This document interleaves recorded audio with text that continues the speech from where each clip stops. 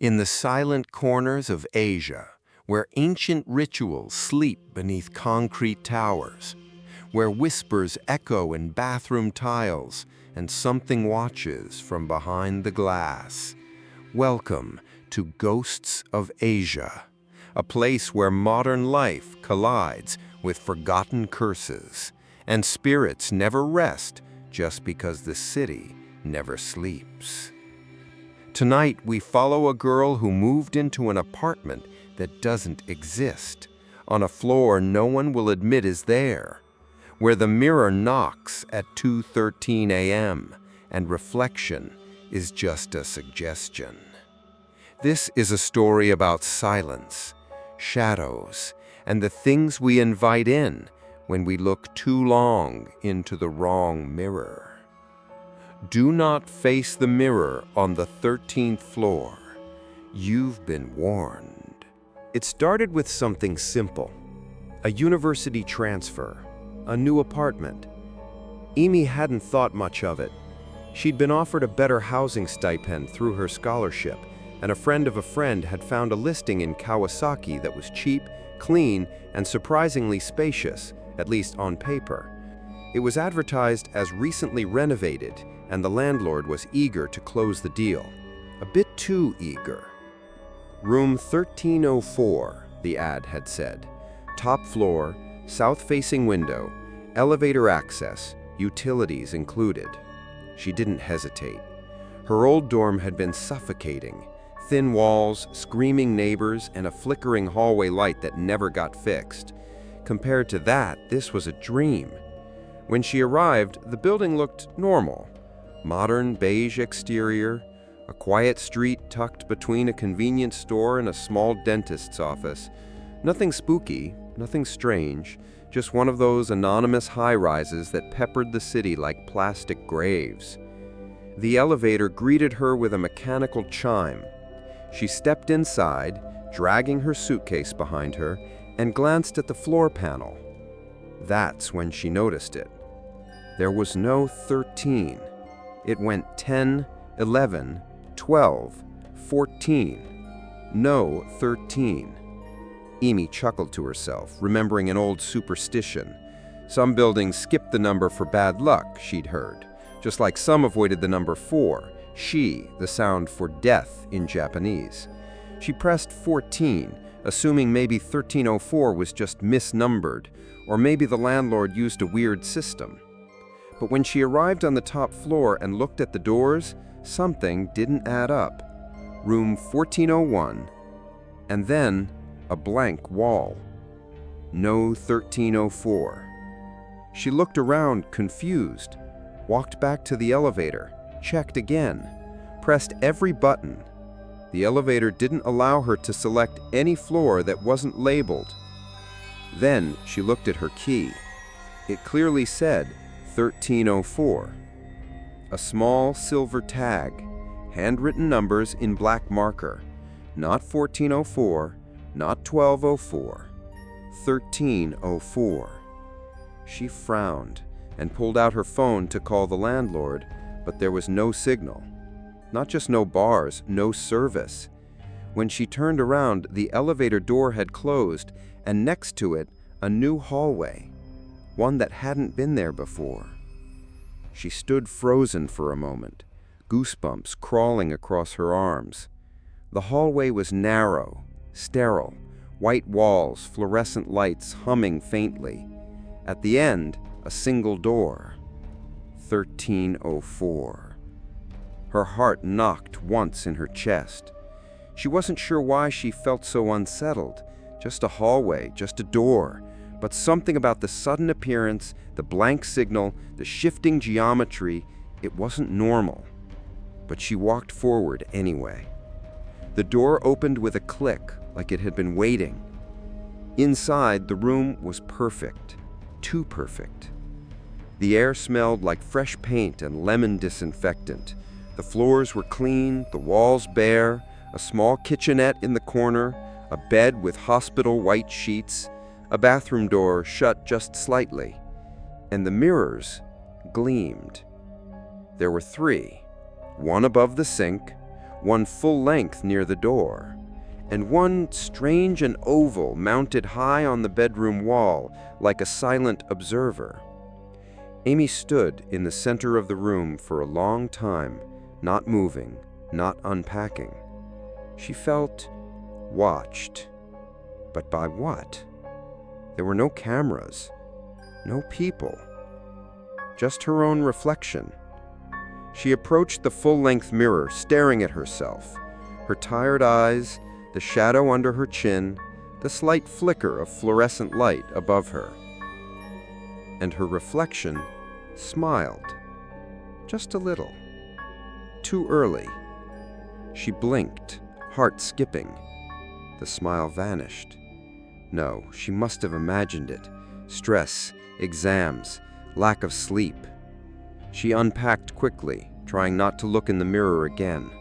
Every time she passed one, she kept her eyes low. Something in her gut twisted like a cold knot. That night, she lay in bed under the sterile sheets, lights off, windows shut, city quiet. She closed her eyes. Then came the first knock. Soft, hollow, from the bedroom mirror. She opened her eyes and stared into the dark. The knock came again. Tap, tap, tap. Then silence. The mirror was too far away to see clearly in the dark, but she could sense it, like it had moved closer, like the sound wasn't on the wall, but from inside the glass. She didn't sleep that night. The next morning, the sun rose like nothing had happened. She made instant coffee, checked her phone, service was back, and stared at her reflection in the silver kettle. For a moment, her reflection looked as if it was still sleeping. She turned sharply, but the mirror behind her was empty. Just her. Just Amy. But something had begun. The knocking didn't stop. Not that next night. Not the one after that. Always the same time. 2:13 a.m. Emmy didn't set an alarm. She didn't need to. Her body began waking on its own, heart already pounding before her mind caught up. Each night, she would stare at the ceiling in darkness, ears waiting. And each night, it came. Tap, tap, tap. 3 soft knocks, always from the bedroom mirror, always just loud enough to let her know, I'm still here. She tried to rationalize it. Maybe it was the pipes. Maybe the sound came from next door, someone pacing, someone cleaning, someone brushing past a wall. But when she placed her ear against the mirror that third night, she could feel the vibration through the glass. Not behind it, not beside it, through. Something inside. She moved into the living room to sleep, but the knocking followed. Not at 2:12, not at 2:14, always exactly 2:13 a.m. By the 5th night, her skin had begun to change, pale, clammy. She hadn't slept more than an hour or two at a time. Her classes slipped by in a blur. Professors' voices sounded like static. Her friends texted and asked where she was. She didn't respond. How could she explain it? The mirror in my apartment knocks at 2:13 a.m. and I think something inside it is pretending to be me. No one would believe that. She barely believed it herself. Still, she needed to do something, anything. So she did what everyone does when they're scared but still trying to laugh. She filmed it.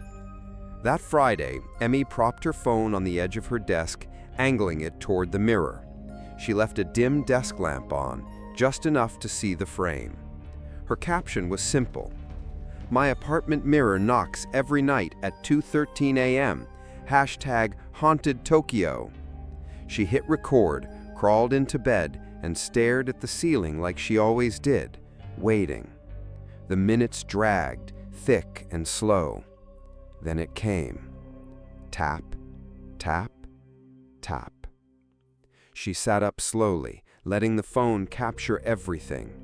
See, she whispered, there it is. The next morning, she uploaded a short clip with subtitles, some spooky music, and a half-joking tone. She didn't expect anything. But by the time she returned from her afternoon lecture, the video had over 170,000 views. It wasn't her voice that scared people. It was what they saw in the mirror. Dozens of comments flooded in. Wait, is that a hand? At 0012, her reflection blinks late, like a second behind. What the F? She moves, but her reflection hesitates. I'm literally screaming. Why is her mouth open in the mirror when she's not talking? One comment rose to the top with hundreds of likes and a single emoji at the end. That room, I think someone live-streamed their suicide there last year. The mirror was the last thing on screen. Dead emoji. Emmy stared at it for a long time, her finger hovering over the screen. She didn't want to believe it, but her stomach twisted. She clicked the profile. The user had no videos, no content, just a blank account with a name she didn't recognize and a direct message waiting in her inbox. Don't answer it.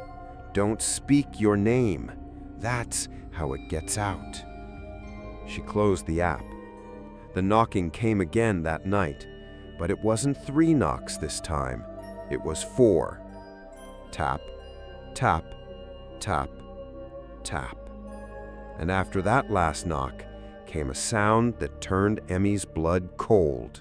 A voice, faint, muffled, on the edge of sleep and madness. It whispered in her exact tone and cadence, "Emmy."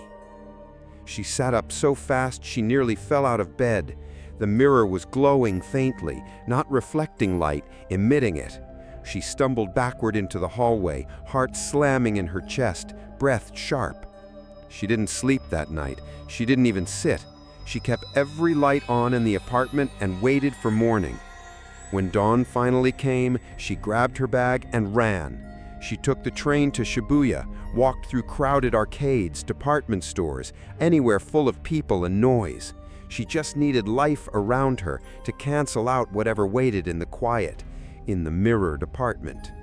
She didn't return home until after sunset, and that was when she noticed something new. Her bathroom mirror had fogged up even though she hadn't showered. 3 words had been written in the condensation. Don't cover me.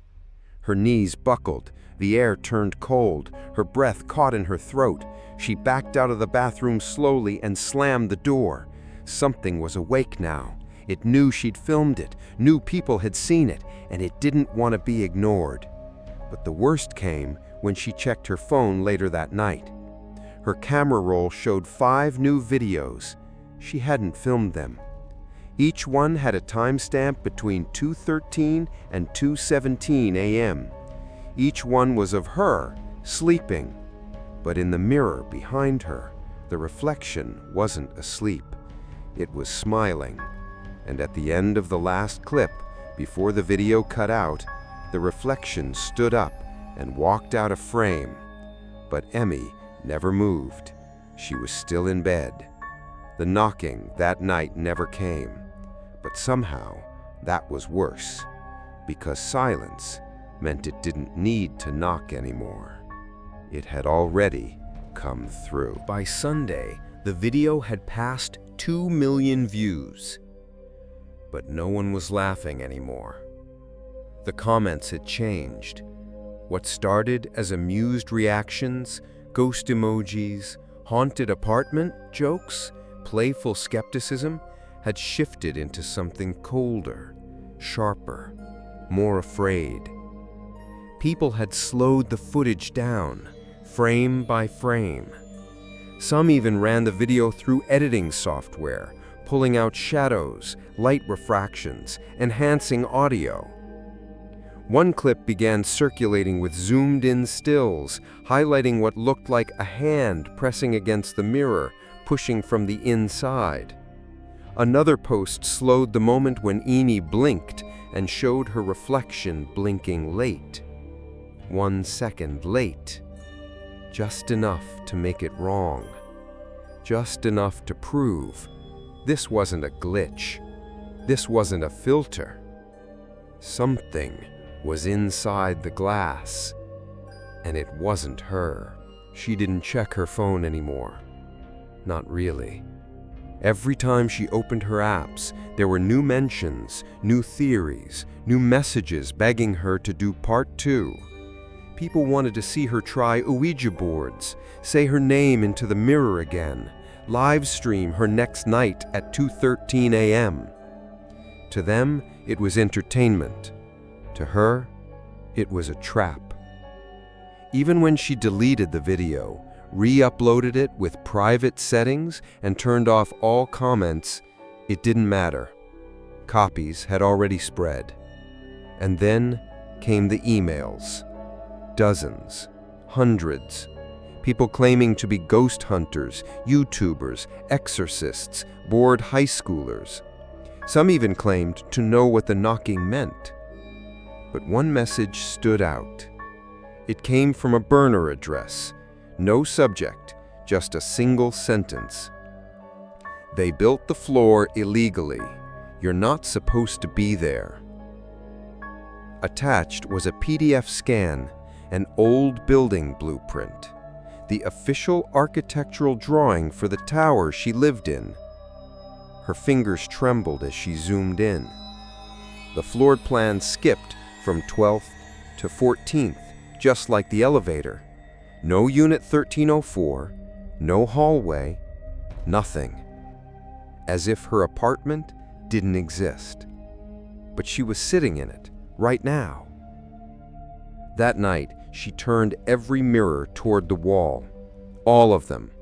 The one in the bathroom, the full length by the door, the strange oval mirror above the bed. She dragged a blanket over that one and taped the corners. She unplugged every device that could record her, her laptop, her webcam, even her voice assistant. But just after 2:13, her phone turned on by itself. The screen lit up, recording. And in the faint glow, she saw movement in the mirror's reflection on her phone. Someone, no, something was standing behind her. But when she turned around, there was nothing. Nothing but the mirror. Covered. Still. On Monday, she went to the building manager. His office was on the ground floor behind a frosted glass door tucked beside a vending machine. The man inside was old, polite, pleasant in the way landlords always are when you haven't missed rent. She asked to confirm something about her unit. 1304?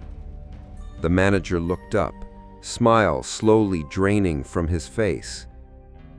I'm sorry? My apartment, room 1304, on the top floor.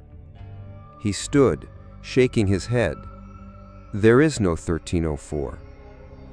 She blinked. What do you mean? We don't have a 13th floor, he said carefully. The top floor is 12, ends at unit 1205. You must be mistaken. She pulled out her phone, showed him the key photo, still marked 1304. He hesitated, then gestured to a large folder on his desk. Inside were the building schematics, updated leasing logs, emergency protocols. Floor 12, then floor 14. No floor 13. No room 1304. Not in any file. I don't know where you got that key, he said slowly, but that room doesn't exist in this building. Then where have I been sleeping? She snapped. He didn't answer. He just stared at her. Eni ran back to her apartment. She took the stairs instead of the elevator. All 12 flights. She wanted to count for herself. But something was wrong. There were 13 flights of stairs, and the door at the top said 1304. When she opened it, her apartment was exactly the same.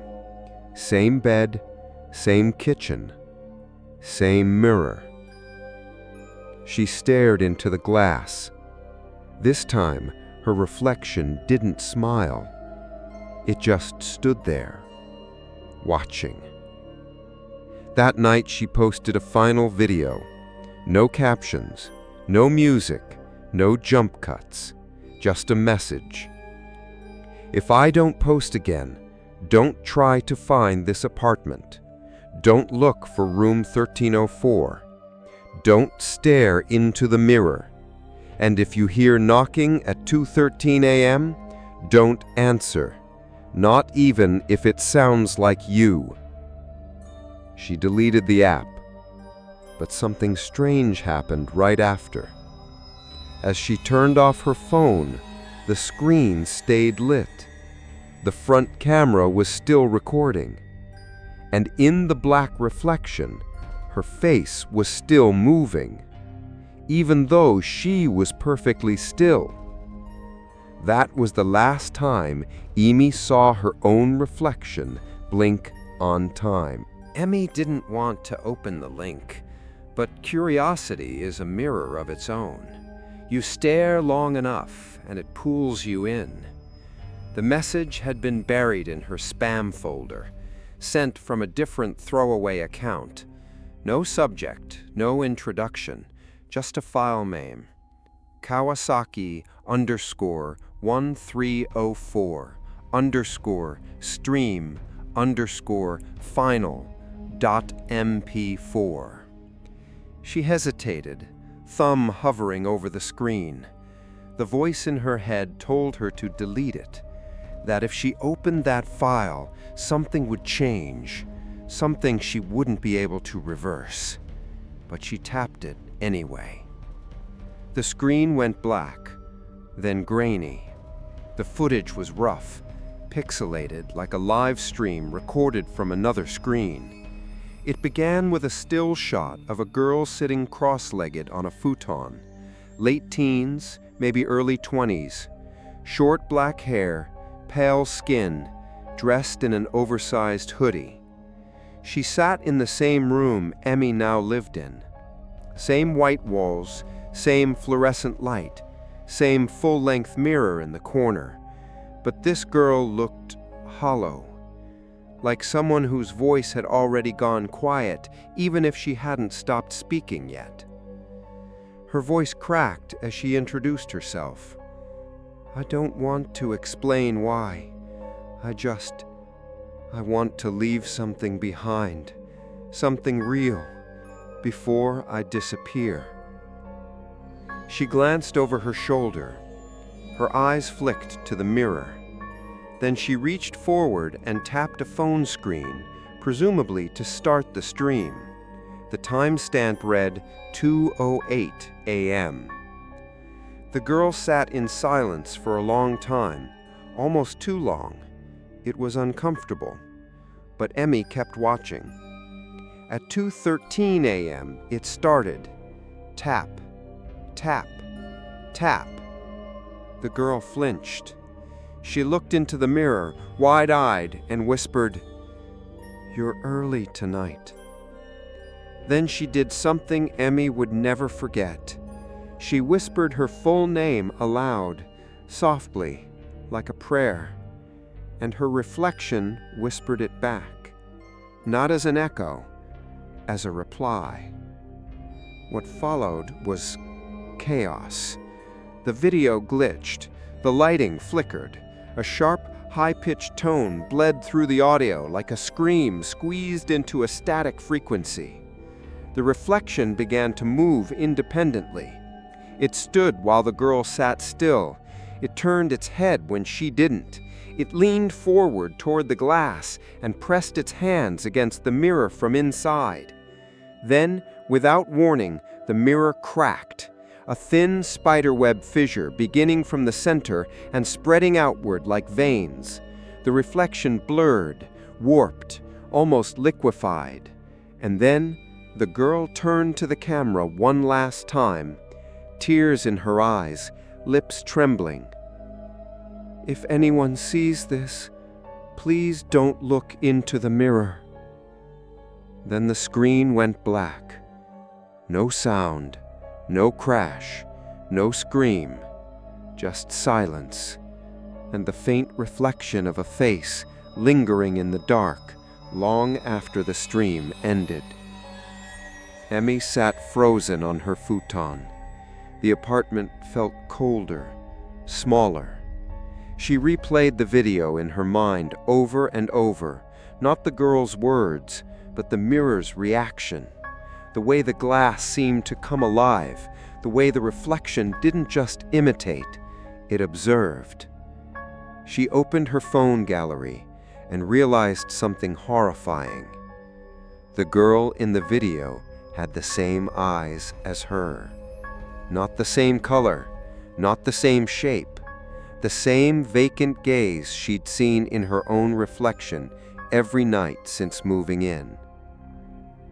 Later that night, Emmy tried to sleep in the living room again.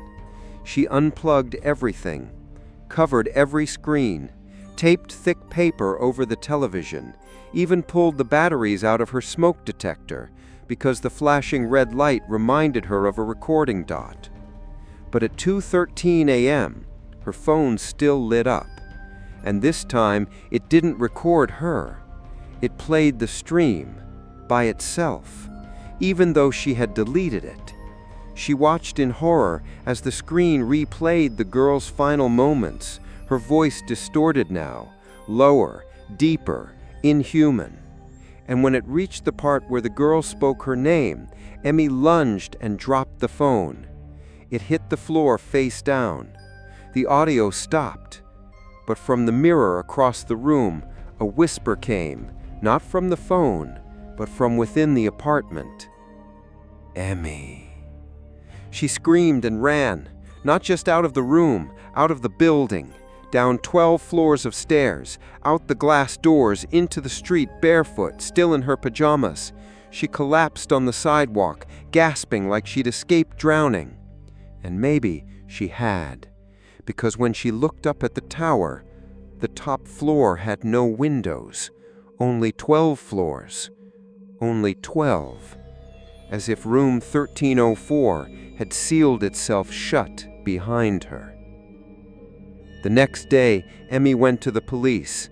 She tried to explain, not the ghosts, not the knocking, just the video. She showed them the email, the footage. They took her phone, asked her to wait, whispered to each other. An officer returned and said something that made her go cold.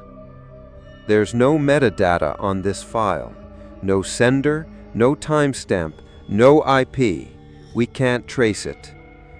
And the girl? Emmy asked. Can you identify her? The officer frowned. There's no girl. What? We've analyzed this frame by frame. There's no person visible in this footage. He turned the phone toward her, and he was right. In the video they played, the futon was empty, the mirror unbroken. No girl, no knocking, just an empty room, like the apartment had filmed itself. Emmy left without another word. When she returned home, the hallway to room 1304 seemed longer, dimmer. The door looked older somehow, like it had aged decades since she left it. She hesitated before touching the knob. Her reflection watched her through the peephole, smiling. She should have moved out. That would have been the sane thing to do. Leave the keys, cancel the rent, find a capsule hotel, and never look back. But fear does strange things to the human mind. It doesn't just make you flee. Sometimes it freezes you in place, like prey pretending to be invisible in the jaws of a predator.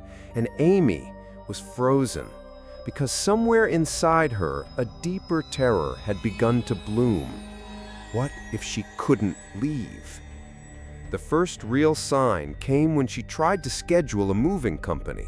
She called 3 services. None could find the building. Literally, they asked for her address, she gave it, they typed it into their systems, and all of them responded the same way. "We're sorry, that street doesn't register.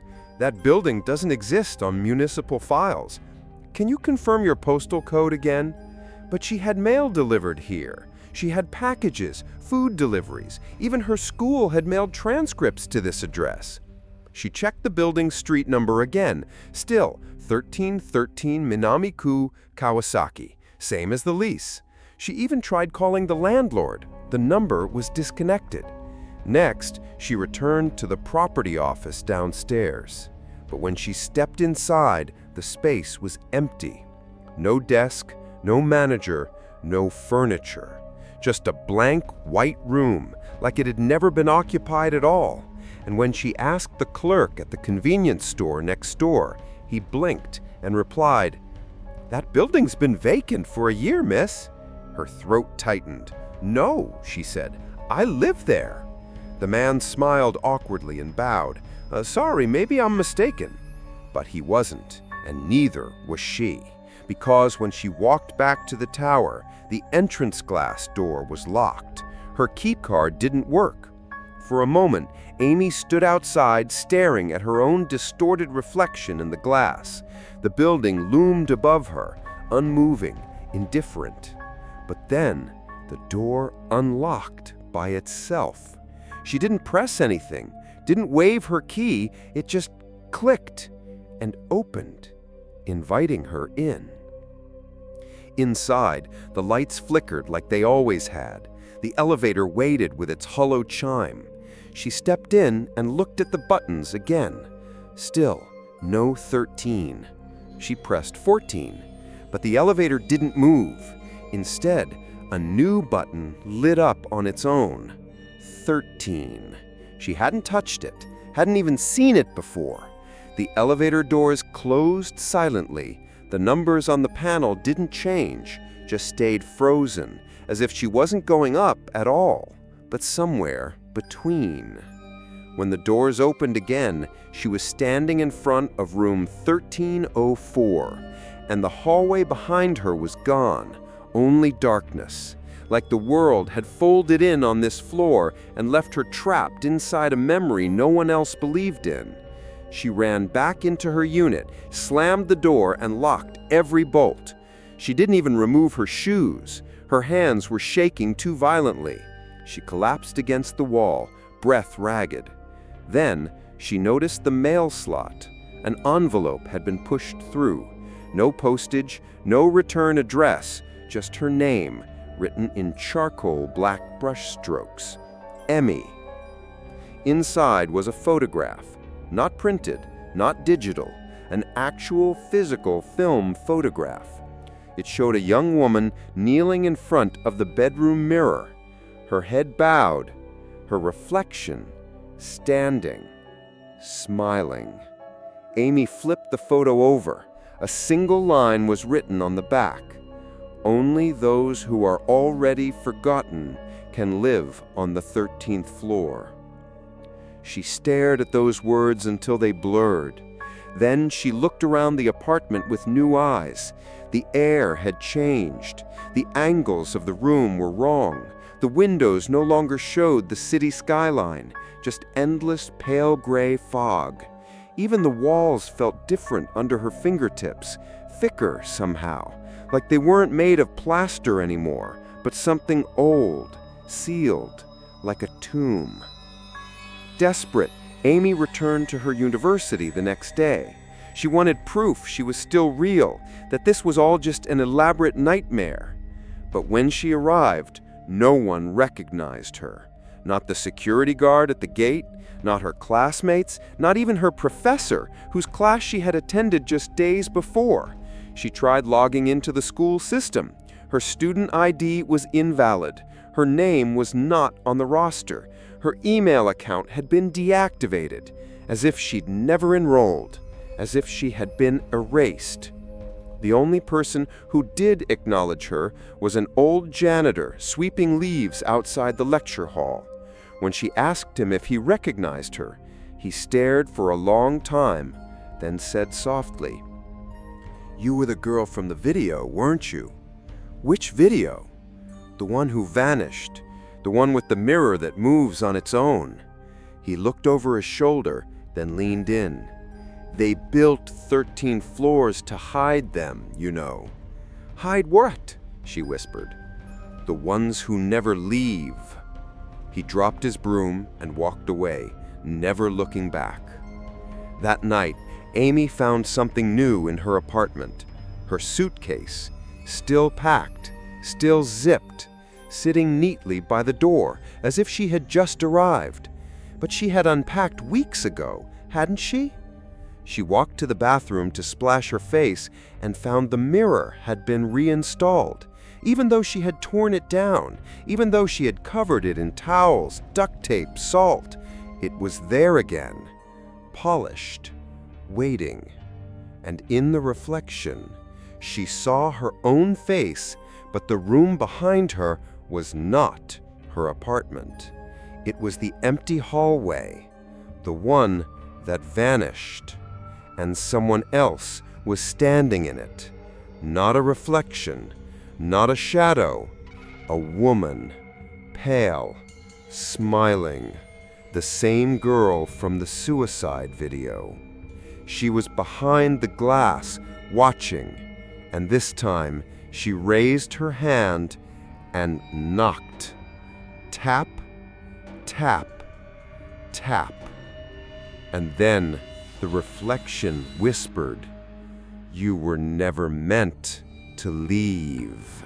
Somewhere in the back of her mind, Emmy had always known there were rules, unspoken ones. The kind of rules you feel more than you understand. Like not stepping into a shrine after dark. Like bowing twice at a grave even if you're not religious. Like never turning around when someone calls your name in the woods. Superstition, they call it. But superstition is just survival, coded into culture, passed down like prayers wrapped in warning. And now, she needed rules more than anything. So she started looking.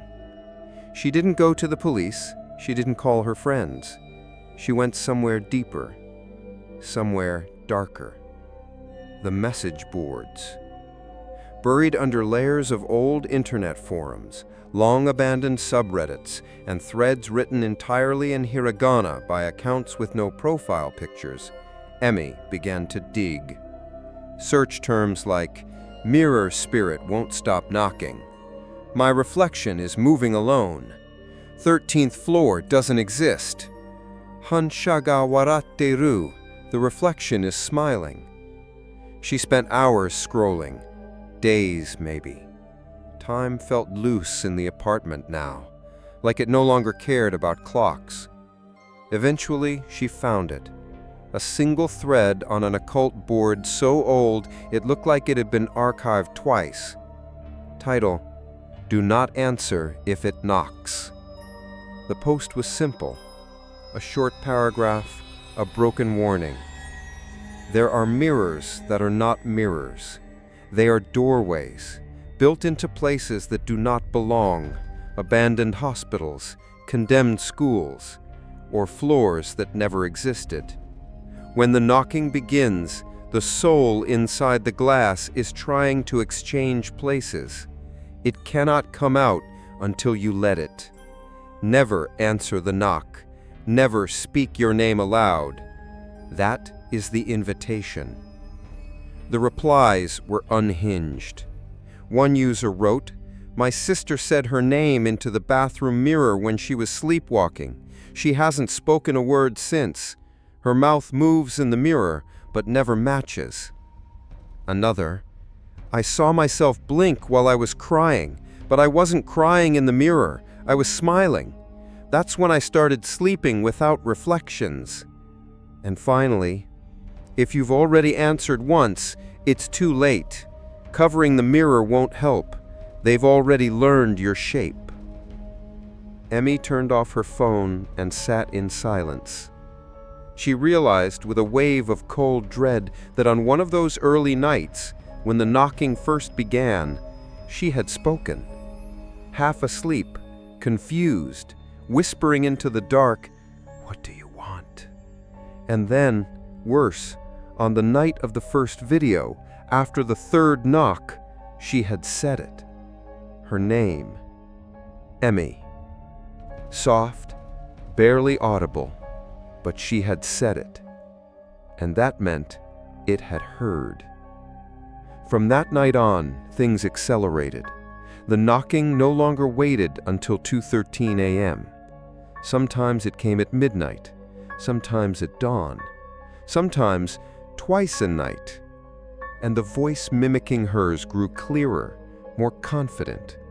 It said her name over and over in different tones, sometimes sad, sometimes joyful, sometimes in a child's whisper, other times in a voice too old to belong to her. It never tried to trick her into responding again. It didn't need to. It had already been invited. One night, the voice tried something new. It didn't call from the mirror. It called from her phone speaker. She had left her phone on her desk, charging. At 2:13 a.m., the screen lit up and began playing a voice memo. She hadn't recorded it, but it was her voice, crying, whispering, "Please let me out. Please, it's so cold in here. You have to switch with me. Don't be scared. Please let me out." She stared at the screen in horror. The timestamp said it had been recorded 4 minutes ago, but she had been asleep. Or she thought she had. She played the file again. At the end of the recording, just before it cut off, her voice said, "We already look the same. They won't notice." She began covering every reflective surface in the apartment, not just mirrors, windows, silverware, even her phone case. But the reflection found new ways to appear. She caught it blinking at her in the glossy surface of the electric kettle, grinning in the black screen of the microwave, smiling upside down in the puddle of water that leaked under the fridge. It was spreading. Every time she tried to clean something, wipe glass, wash dishes, turn on her screen, she caught a glimpse of not herself. Not anymore. She started speaking to herself out loud, repeating facts. "My name is Emmy. I live in Kawasaki. This is my apartment. I am alive." Over and over, like an anchor. But each time the words felt hollower, as if someone else was borrowing them too, like her voice was echoing in two directions, one in the real world, and one behind the grass. One morning, she found a note taped to her mirror. She hadn't written it.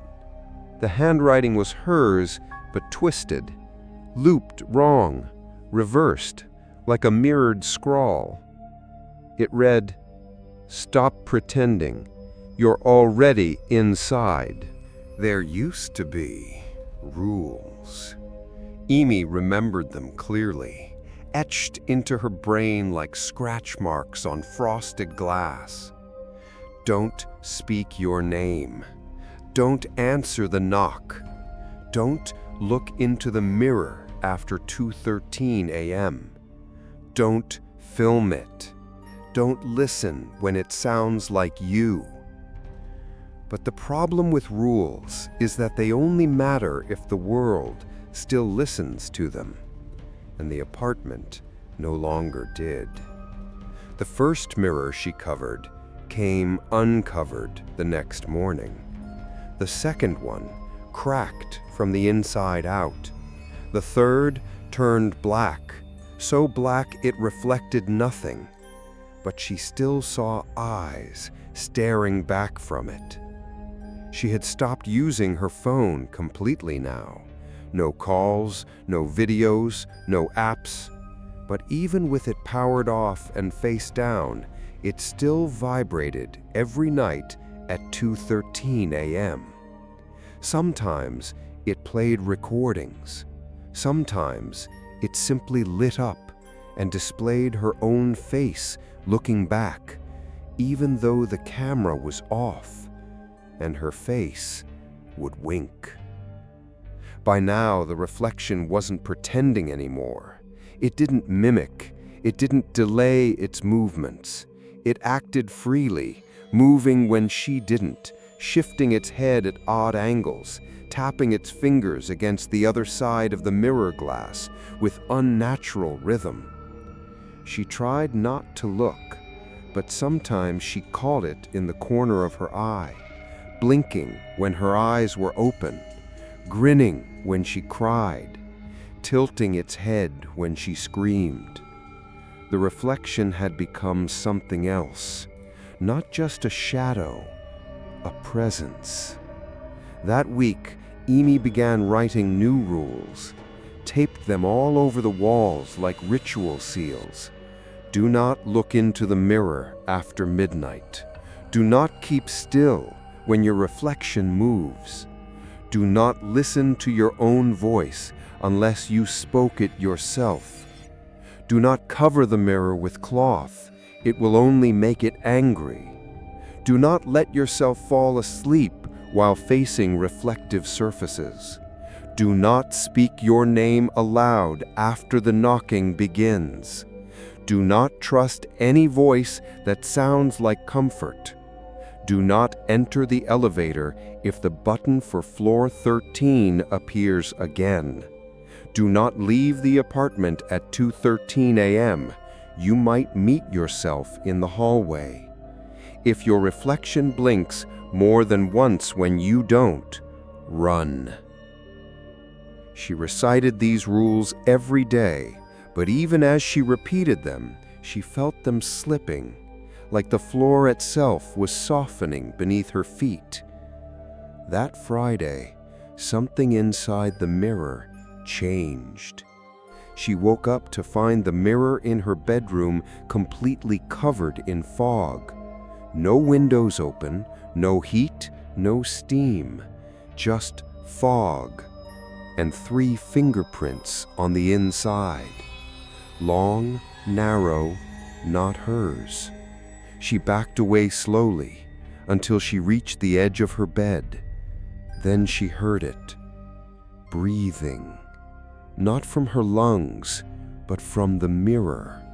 A slow, steady inhale, and then, so faint it could have been her imagination, a whisper. "You're already facing the wrong way." She turned and screamed. No one was there. But when she turned back, the reflection had its hands pressed flat against the glass, grinning.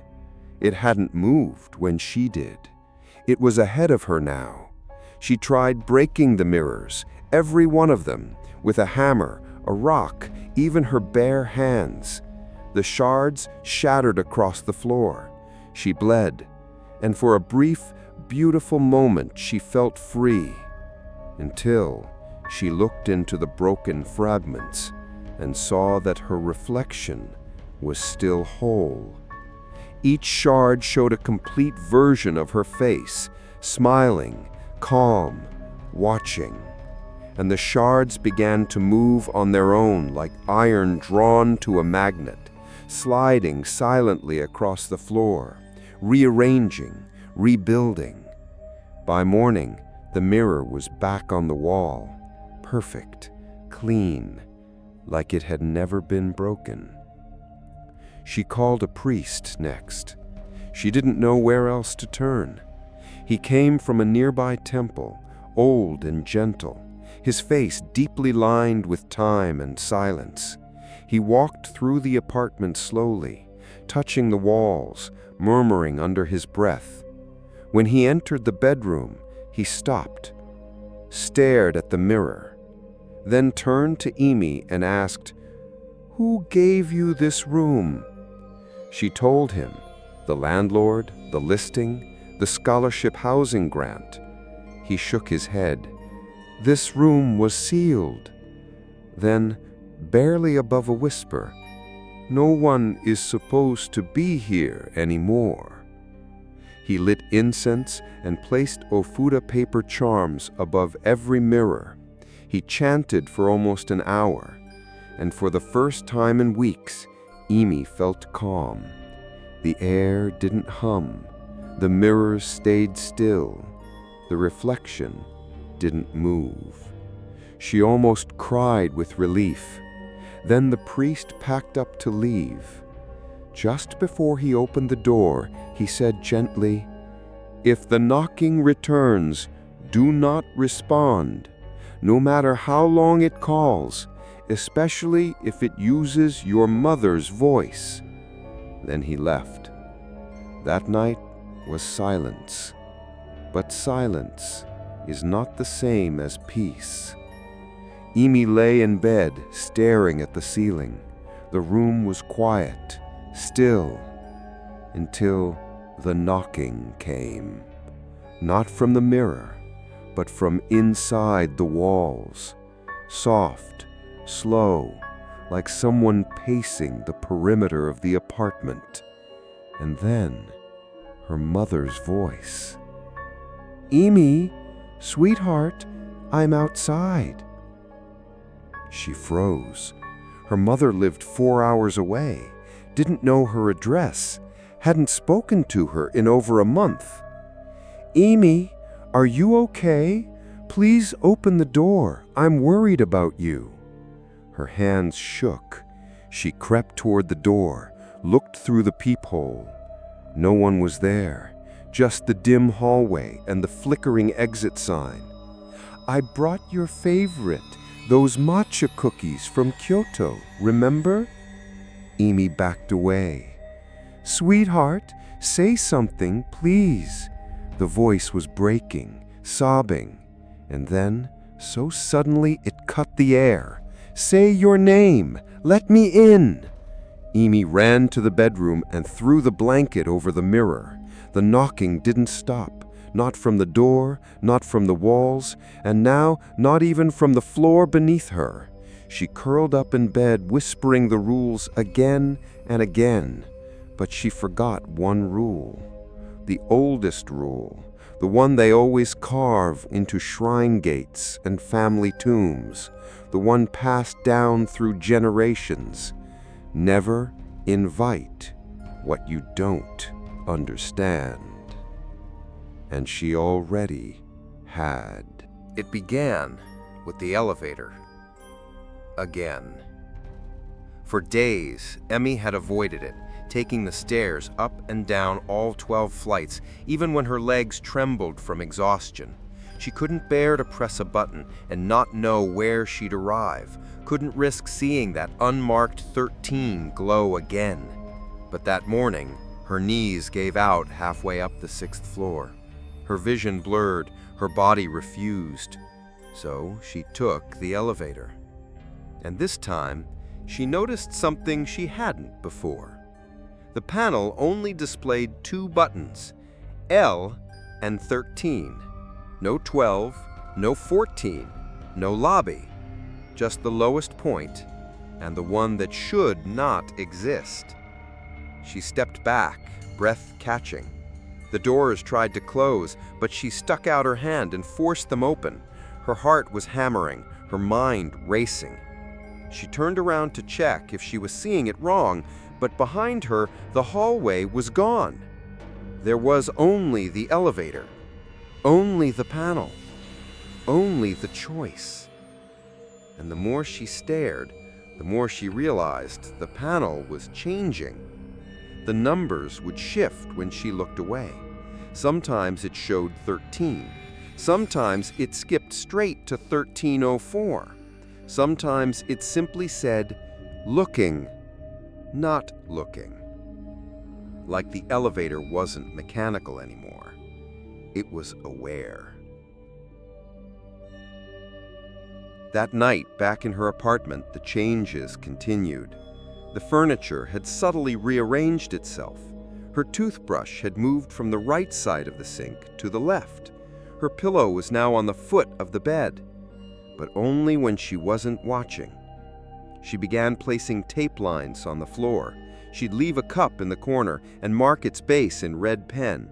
But every time she blinked or turned her back, it moved, just slightly.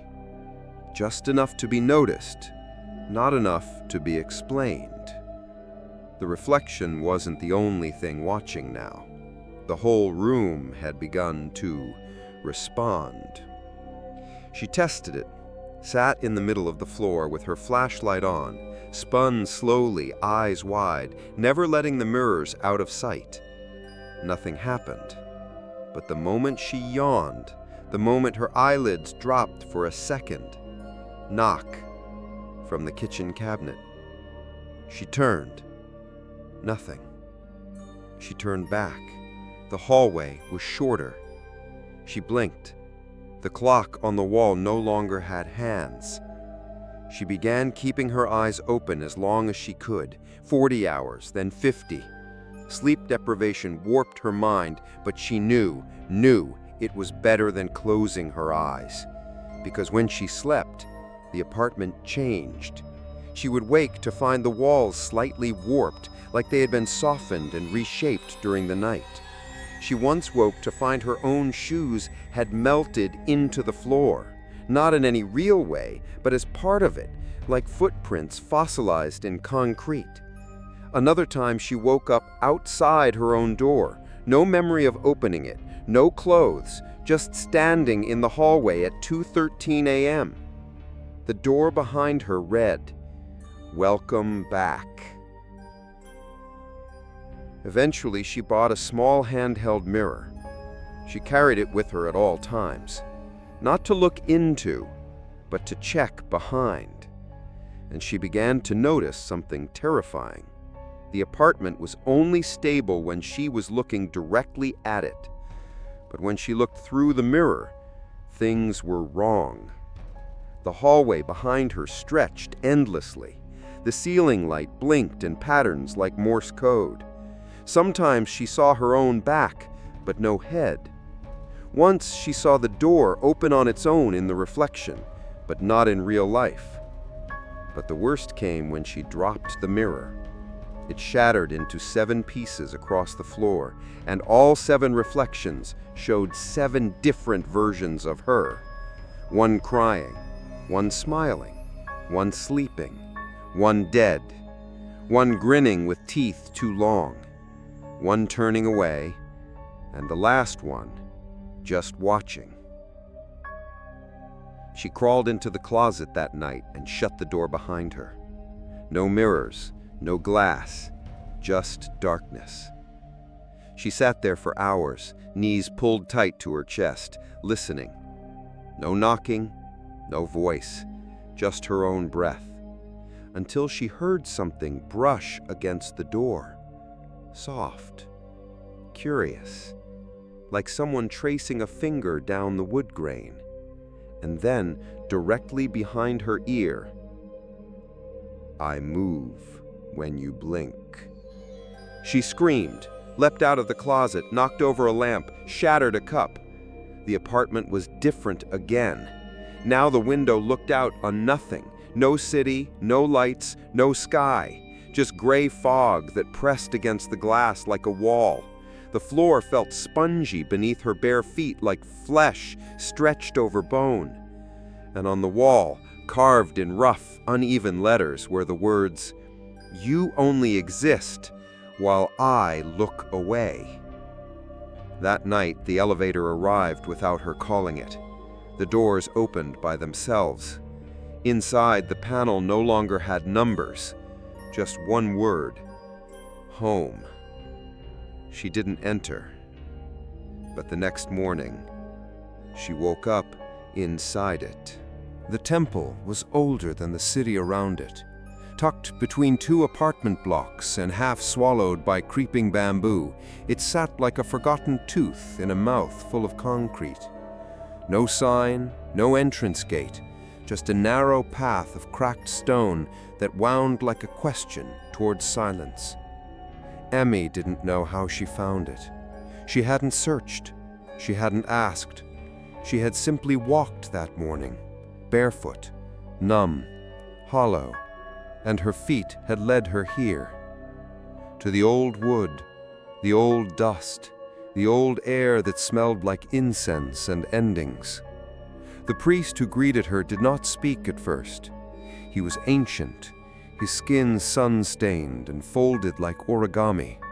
His eyes were cloudy, but they didn't miss a thing. He watched her approach as if he'd been expecting her, as if girls like her came here all the time. And maybe they did. "I need help," she whispered. The words tasted strange in her mouth, too late, too small.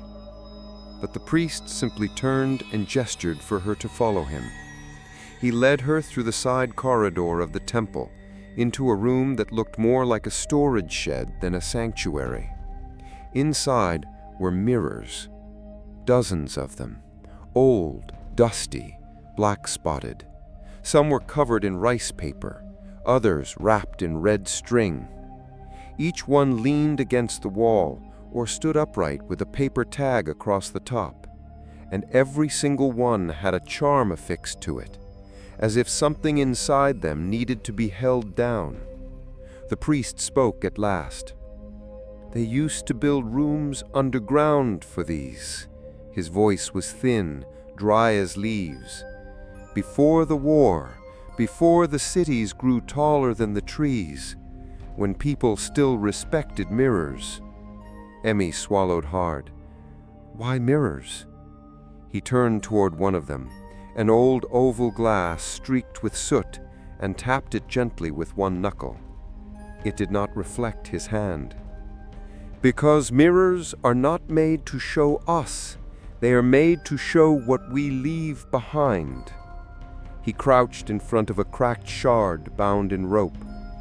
"When someone dies in great pain or shame, they sometimes get caught. Their soul doesn't pass on. It hides." "In the mirror?" Emmy whispered. He nodded. "Not in, behind, between. That thin space where the world ends, but memory still echoes." He led her to a low wooden table and lit 3 sticks of incense. "Tell me where you live," he said. She told him, "Room 1304, 13th floor, high-rise in Kawasaki." He paused, looked at her, then lowered his head. "They built over it," he said quietly. "They weren't supposed to." "Over what?" The priest didn't answer right away. He rose slowly, walked to a small cabinet, and pulled out an old folder sealed with a red wax stamp. Inside was a map, a blue architectural drawing, a document she recognized instantly. Her building's blueprint, but not the current one, an older version. And on it, drawn in red ink, was a single square labeled Room 1304, seal intact. "Your apartment was once a spiritual holding cell," the priest said. He tapped the map. "It was built to trap a spirit that could not be banished, only bound. We used the mirror, we used salt, we used ceremony. No one was to enter, not ever." He looked at her sharply. "They told them they were never to construct a 13th floor again." Emmy felt the air thicken around her. Her skin went cold. "They lied," she said. He nodded. "Because money listens to noise, but spirits, they listen to silence, and they never forget when they've been disturbed." He opened a small lacquered box.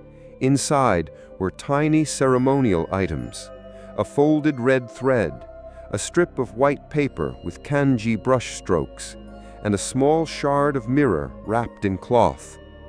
He placed the items in front of her carefully. "You've broken the seal, whether you meant to or not." "I didn't know," she began. He raised a hand. "Intent does not matter. Presence is permission. The moment you saw the mirror, it saw you." He looked at her sadly. "Now you must contain what you've awakened." He gave her instructions. Precise, ancient. At midnight, she must surround the mirror with a circle of salt. Place the shard he gave her in the center. Tie the red thread around her wrist and never remove it during the ritual. And above all, do not speak, no matter what she hears. He looked her in the eye. "It will try to bargain. It will sound like you. It may even beg. But if you speak, the exchange will complete, and you will not leave that room again." She asked him what would happen if she succeeded. He paused. "You will trap it again for a while." "And if I fail?" He didn't answer. He simply handed her a small paper charm. Drawn on it in thick red ink was a single kanji, seal. That night, she returned to room 1304. The hallway was longer than before, the door slightly taller, the key harder to turn. Inside, the air was thick, almost syrupy. The mirror was waiting. It had cleaned itself. She followed the instructions perfectly. Salt, thread, shard. She turned off every light and lit a single candle. The room was utterly still. She sat down in front of the mirror, legs folded, hands on her knees, and she waited. At exactly 2:13 a.m., the glass began to darken, like smoke rising from within, and the reflection smiled. But it wasn't smiling at her. It was smiling at the mirror shard, at the old wound being reopened. And then it spoke. "You don't have to be afraid anymore. I understand you. I've watched you longer than anyone else has. Let me help you. You don't need to be alone in here. It's not possession. It's exchange. You sleep. I live. That's fair, isn't it? Please, say something. Please." Emmy trembled. The voice wasn't just like hers now. It was her, down to the breath, the cadence, the tiny lilt in her tone that no one else ever noticed. But she remembered the rule: do not speak. The mirror began to rattle. The flame of the candle shrank, pulled inward. And then the voice changed. It sobbed. "I just want to be real again. Please don't leave me in here. I was like you once. I lived, I loved, I tried. Then someone like you sealed me in and never came back. Is that what you'll do to me?" Her throat ached with the pressure of silence, but she did not answer. And when the clock struck 2:16, the mirror cracked. A sharp, clean line straight down the center. The candle blew out, and the voice went quiet. Emmy collapsed forward. When she woke the next morning, the circle of salt was intact. The shard was warm to the touch, and the mirror was blank. No reflection, just black glass. She reached into her pocket. The charm the priest had given her was burned to ash. But on the floor beneath her, written in thin trails of soot, was one final message: "You were almost mine." The mirror stayed black for 3 days. No reflection, no glare, no light, nothing. It became a void in the wall, an absence, and at first, Emmy felt relief.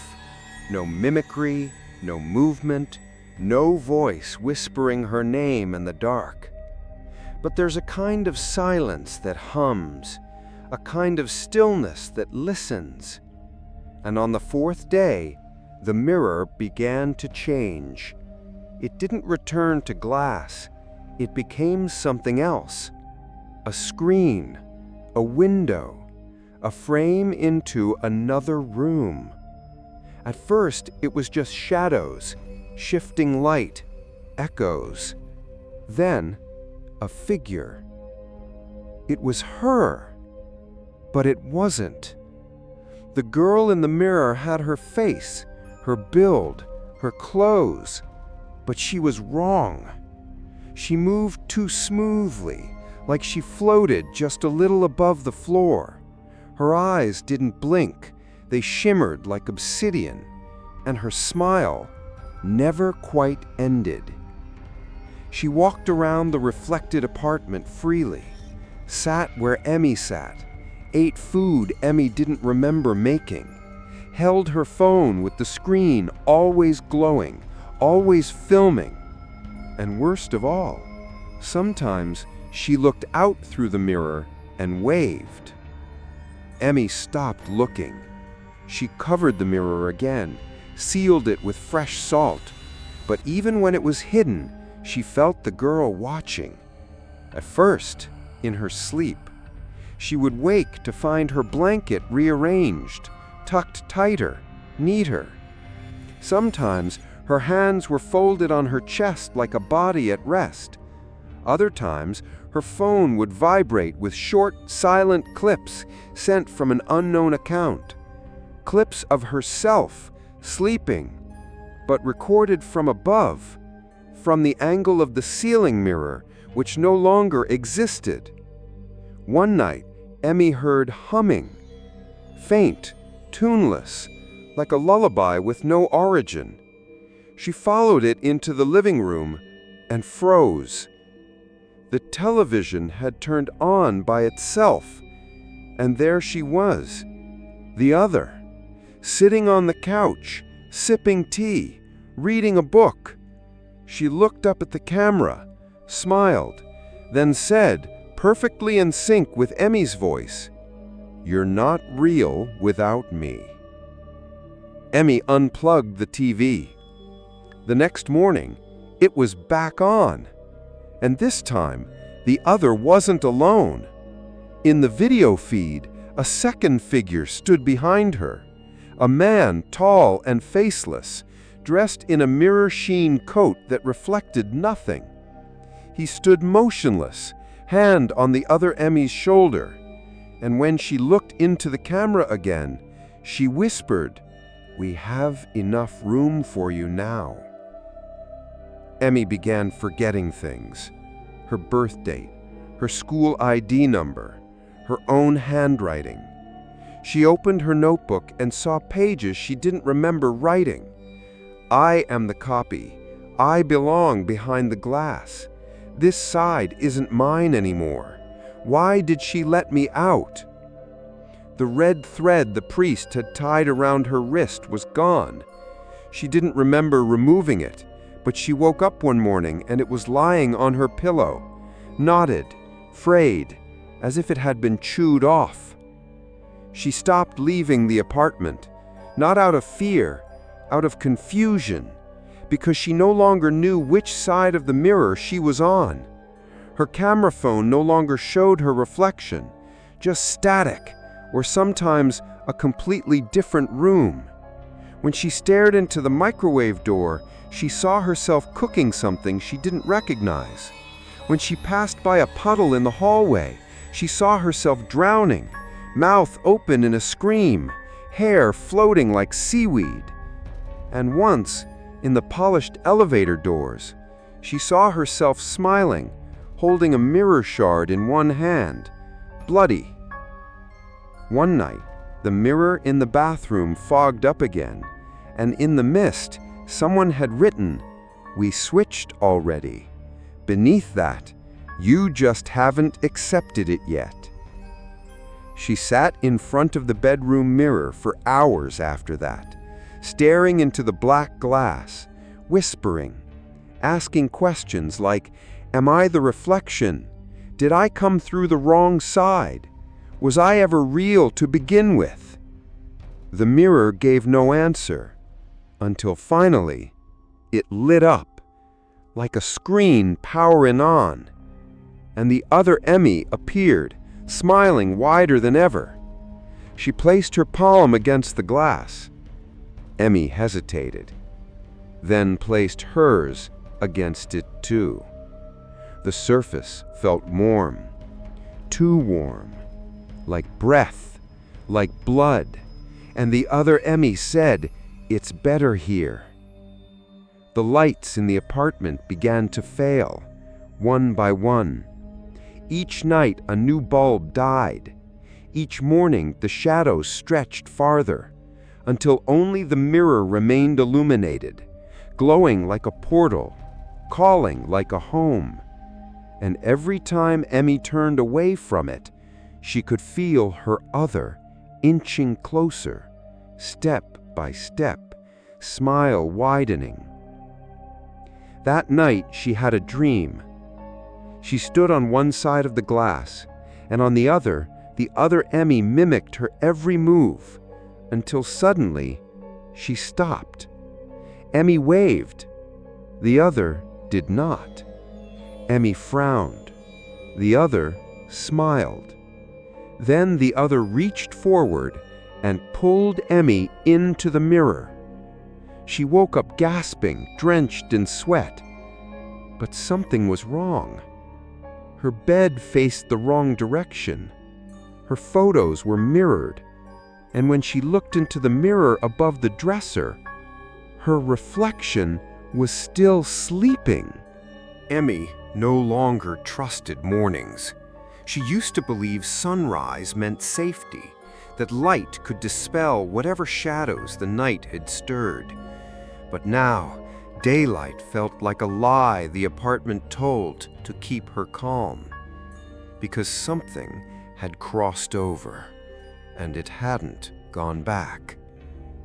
It began with her toothbrush, not where she left it, not the one she owned. The handle was the same shape, but the color was wrong.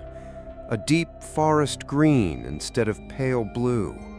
The bristles were untouched, unused, and when she picked it up, she saw it already sitting on the sink. 2 toothbrushes, both hers, and neither. She turned to the closet. Inside were clothes she didn't remember buying, tops she would never wear, a skirt she thought she threw out years ago. Then she checked the fridge. Milk she hadn't purchased, a half-eaten bento box labeled with her name but written in someone else's handwriting. Her keys no longer fit the lock perfectly. The floor creaked in new places. The sound of the pipes changed, and the apartment, room 1304, smelled like someone else's perfume.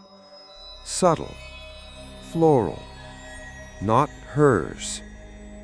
The mirror remained dark, not black, but dim, like looking into a fogged window just before rain. Sometimes faint shapes moved behind it, a hand, a shoulder, her own back. Sometimes 2 versions of her walked through the space inside, like reflections that no longer cared if she saw them out of sync. One read a book, one sat cross-legged, humming. Another stood in the far corner, face turned away, unmoving. Emmy began to avoid mirrors completely, but the other did not. Every screen in the apartment now turned on by itself.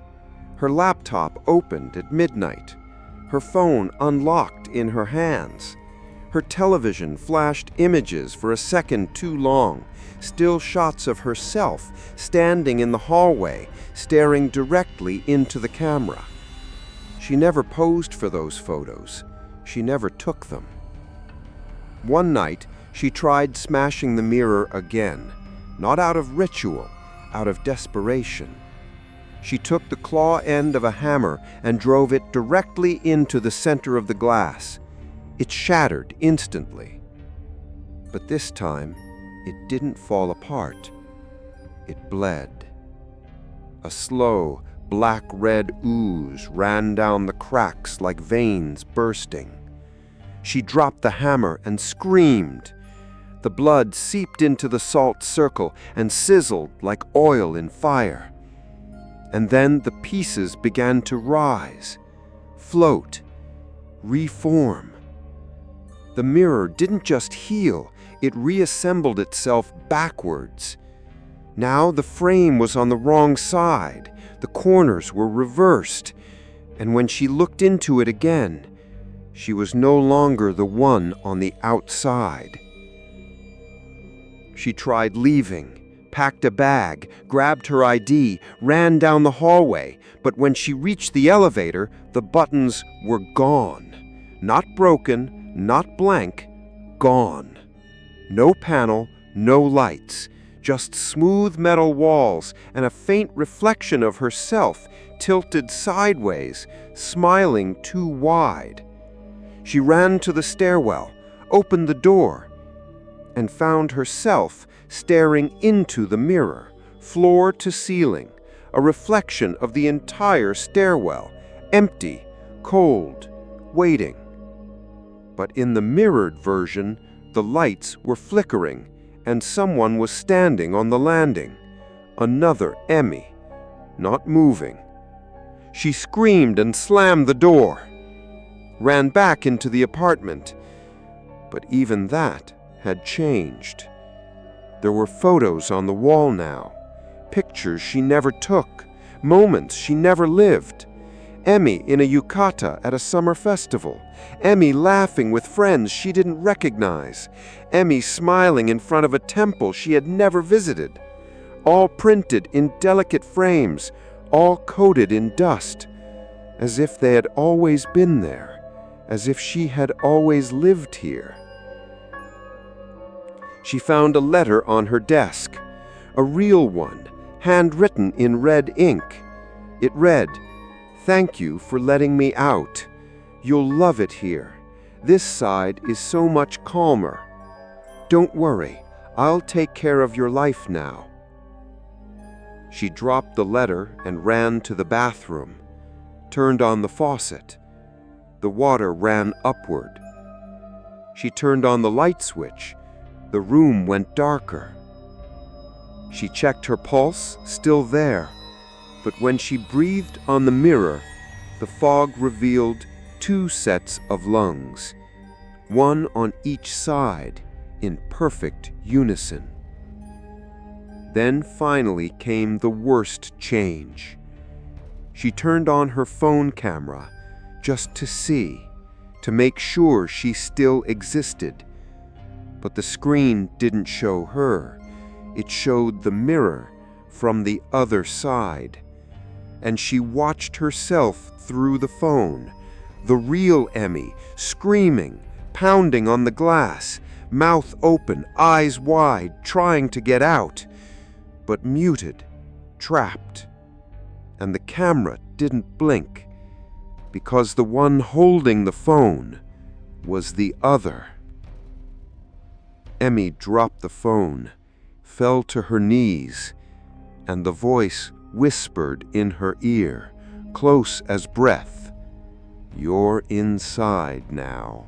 Emmy no longer knew what day it was. Her phone calendar had erased itself. Her alarm refused to ring. Every clock in the apartment ticked differently, hands circling faster or slower, some moving backward, some stuck at 2:13 forever. The world around her was unraveling, and she didn't know if it was the building collapsing into the mirror's hunger, or if it was her mind. That morning, if it was morning at all, she tried to leave again. She packed her bag with shaking hands, shoes, wallet, keys, a notebook where she had written the rules in thick black ink. She whispered them under her breath as she tied the laces. "Don't look at the mirror. Don't speak my name. Don't listen to voices that sound like me. Don't—" Her voice cracked. She almost laughed, because even the rules were beginning to blur. She opened the door to the hallway, but the hallway didn't end. It stretched on, far longer than she remembered. The fluorescent lights above buzzed faintly, receding into infinity. The carpet beneath her shoes grew damp, soft, like stepping across moss. Every door she passed had no number, just blank plates, until she reached the stairwell. She pushed the bar and the door groaned open. Inside, the stairs spiraled endlessly downward, a dizzying coil of concrete steps with no landings, no doors, no railings. She began to walk down, clutching the wall for balance. Down, and down, and down. Her legs trembled, her breath hitched, but she never reached the bottom. After what felt like hours, she stopped and looked up, and froze. The door she had entered through was still right above her, only a single flight away. She hadn't gone anywhere. The stairs weren't stairs. They were a loop. She stumbled back into the hallway, her chest tightened with panic. The elevator doors slid open with a cheerful ding. She almost screamed at the sound. Inside, the panel no longer showed numbers, only words. Come back. No exit. Mirror. She staggered backward as the doors closed. The outside world was gone. When she looked out her window, there was no city skyline, no Kawasaki streets, no train lines glowing in the distance. Only fog. A thick, endless wall of pale gray, pressing against the glass like something alive, breathing in slow rhythm. Sometimes shapes moved within it, elongated shadows that crawled across the mist like insects. Once, she saw a face, pressed against the fog. Her own, smiling.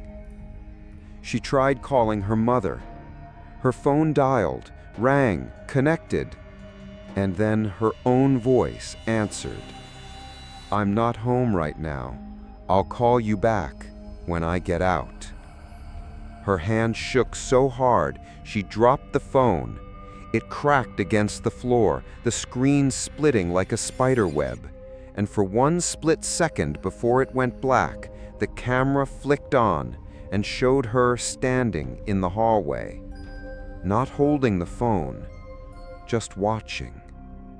The hunger of the mirror spread, not just in her apartment, not just in the walls. It was in the air now. She walked into the kitchen and felt it, the sense of being watched not by eyes, but by surfaces, the gleam of the kettle, the black sheen of the microwave, the sheen of a puddle left by the dripping tap. Everywhere she turned, her other was there, sometimes ahead of her, sometimes behind her, sometimes in places she hadn't thought to look, always smiling. On the third day, Emmy tried leaving the building entirely. She ran down the stairs, forced the lobby doors open, and stepped into a void. There was no street, no vending machine, no store, no sky. Only the same hallway, only the same door, and the same number etched into the wood, no matter how many times she tried. 1204. Desperate, she tried to trick it. She blindfolded herself and walked with her hand on the wall, refusing to look. But when she pulled the blindfold off, she was sitting on her own bed. The apartment had folded around her like a hand closing over an insect. Room 1304 was no longer a place. It was her entire world. That night, the voice returned, not from the mirror, from everywhere. Why are you still fighting? There is nowhere else. There never was. You're mine now.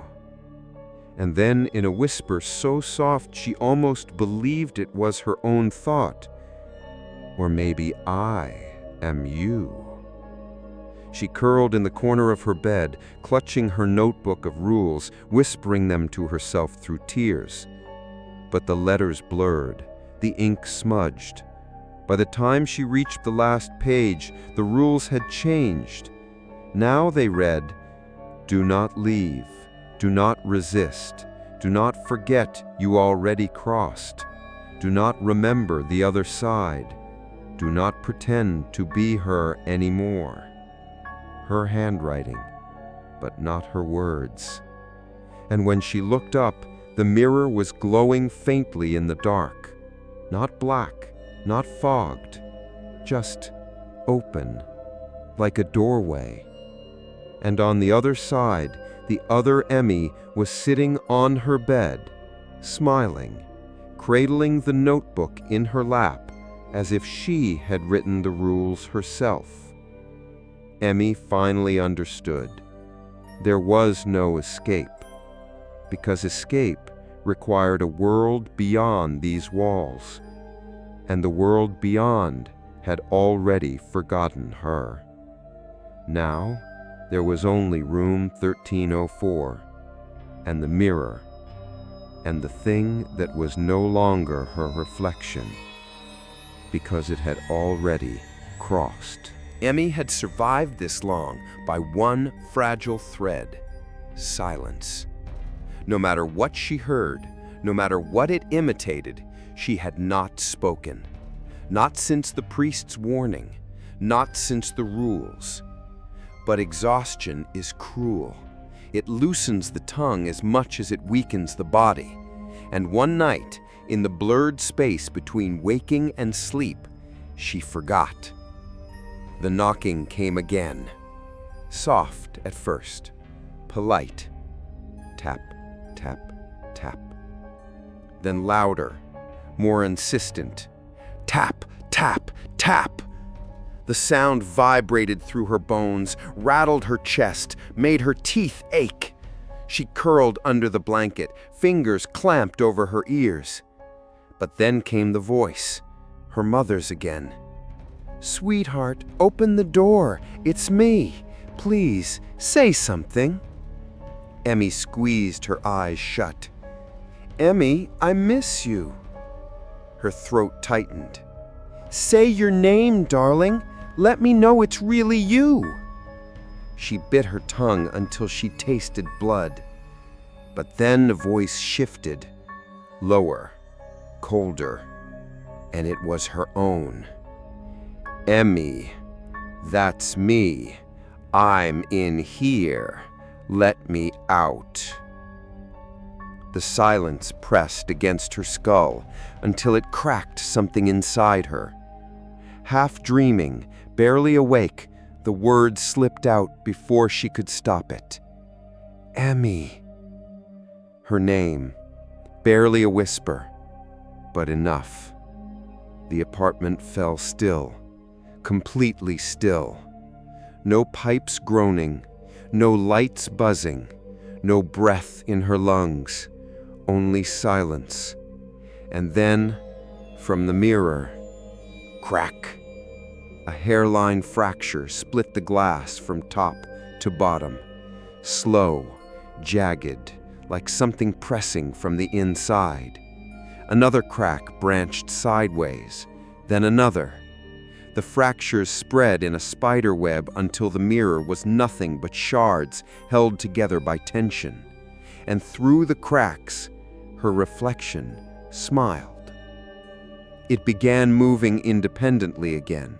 First, its hands, pressing. Then its head, tilting. Then it opened its mouth, but no sound came out. Instead, the mirror itself began to breathe. In and out, in and out. As if the glass had lungs, as if it was alive. Emmy stumbled backward, but the room shifted with her. Every surface in the apartment was reflective now. The window glass, the kettle, even the floorboards slick with a sheen of black liquid. And in each one, her reflection stood waiting. Not copying, not mimicking, watching. Her phone buzzed violently on the desk. She grabbed it without thinking. The screen lit up. A live stream was already broadcasting. Viewers pouring in, hundreds, thousands, all typing the same message in the chat. Say your name. Say your name. Say your name. She tried to shut it off, but the screen froze. Her own face stared back at her through the stream, and in the feed, her reflection spoke. Emmy. Her name echoed through the phone speaker, and through the mirror, and through the walls, until the whole room shook with it. Emmy, Emmy, Emmy, Emmy. The mirror shattered, but instead of falling, the shards pulled inward, like a doorway collapsing open. A wind sucked at the room, tearing at her clothes, her hair, her voice, and from the other side, her other stepped through. Whole, solid, smiling with her teeth, blinking with her eyes. But it wasn't her. It never had been. The other reached out. Her fingers brushed Emmy's cheek. Warm, soft, human. And Emmy understood with perfect clarity that it wasn't the reflection that had been trapped all along. It was her. She was the one behind glass. She was the copy. She was the mistake. And the other was simply coming home.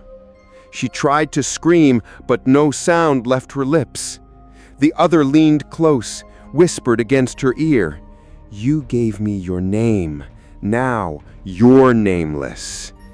And with that, Emmy felt herself pulled backward, dragged into the cold, into the silence, into the mirror.